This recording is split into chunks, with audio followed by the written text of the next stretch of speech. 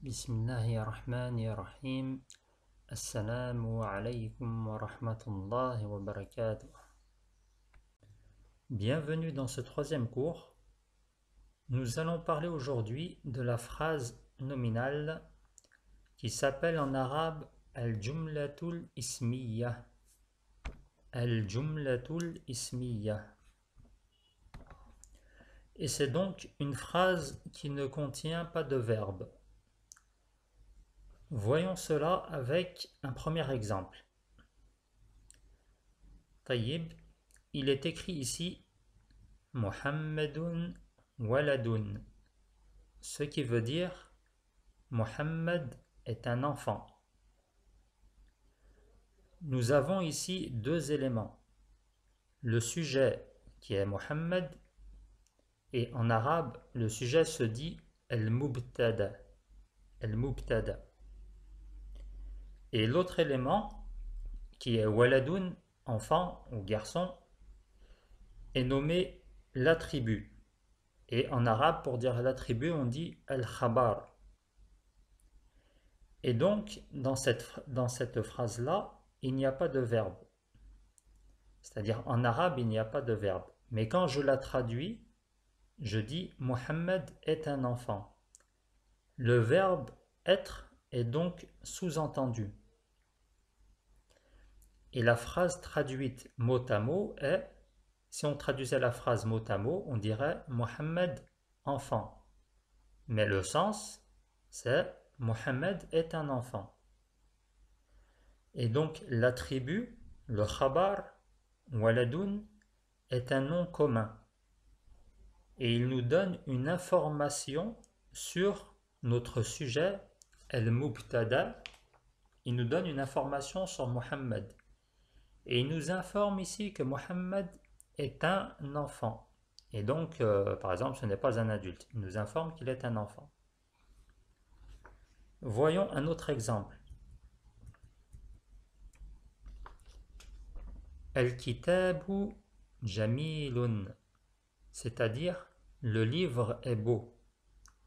Ici, le sujet, le mubtada, c'est al-kitabu, le livre. Et l'autre mot, jamilun, qui veut dire beau, ce mot est un adjectif qualificatif. Et on note que la phrase nominale, al-jumlatul ismiyya, peut avoir des variantes par rapport aux mots qui la composent. On peut donc avoir des noms propres, des noms communs, des adjectifs qualificatifs et ainsi de suite. Mais la principale caractéristique d'al-jumlatul ismiyya, c'est de ne pas avoir de verbe. Et donc mon attribut, al-khabar, jamilun, beau, va nous donner une information sur le livre, et donc il nous indique que ce livre est beau. C'est comme ça que fonctionne donc al-jumlatul ismiyya, une phrase sans verbe, avec un sujet, al-mubtada, et un attribut, al-khabar, qui nous donne une information sur al-mubtada. Tayyib, faisons donc un peu de lecture, comme d'habitude, pour s'entraîner un peu. Alors, je laisse un peu de temps pour lire, puis je lirai, je traduirai.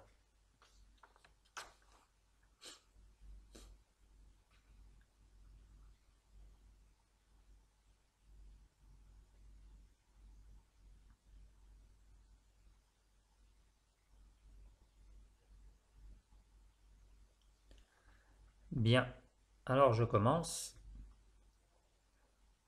Ma haza, ce qui signifie qu'est-ce que c'est.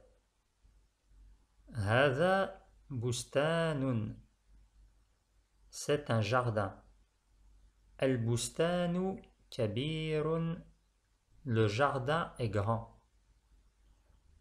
Et donc dans notre dernière phrase, al-bustan est le mubtada, le sujet, et kabirun est le khabar, l'attribut. Ok, nouvel exemple.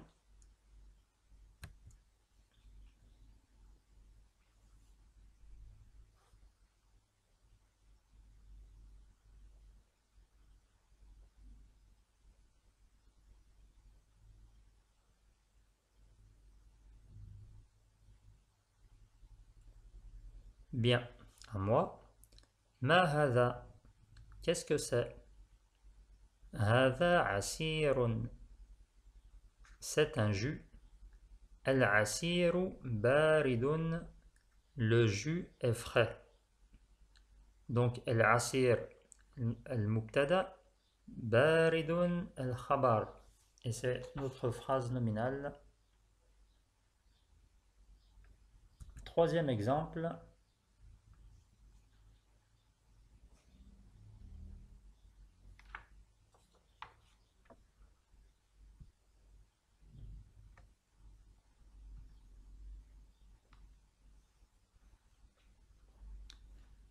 Bien.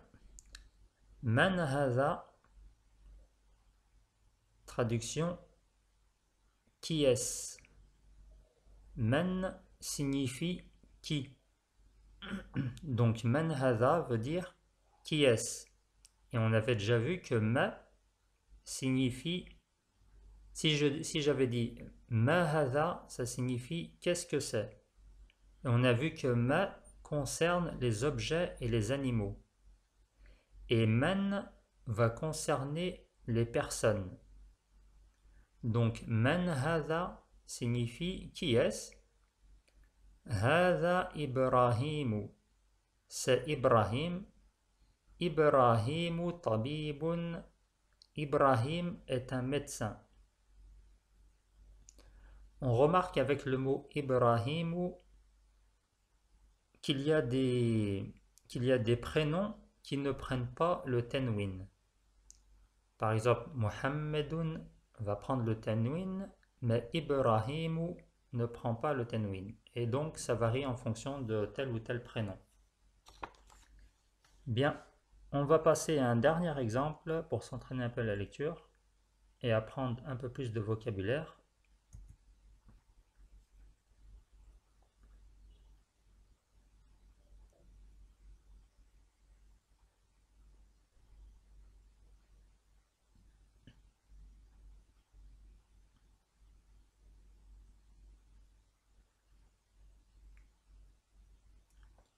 Tayyib, je passe à la lecture.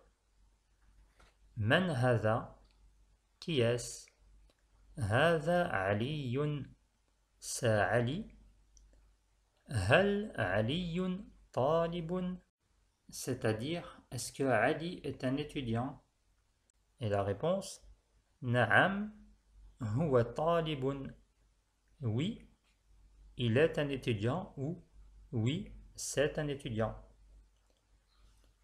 Ici, dans notre dernière phrase, le mot huwa fait partie de ce que l'on appelle en arabe ad-dama'ir al-munfasila.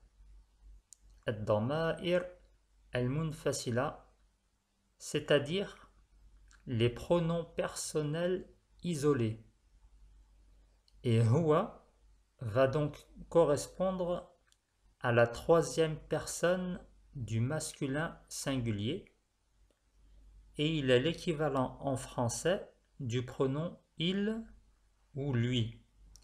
Donc, huwa talibun, yani, c'est-à-dire il est un étudiant ou c'est un étudiant.